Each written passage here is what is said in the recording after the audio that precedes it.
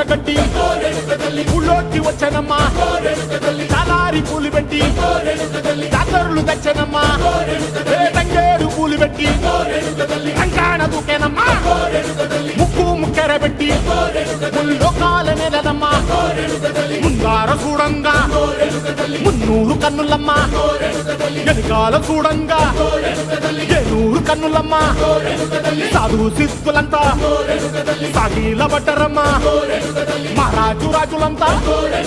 మొగారిల్లిరమ్మా కోరిక కోరంగా రంగులు పూసినాము ఆశలు తీరంగా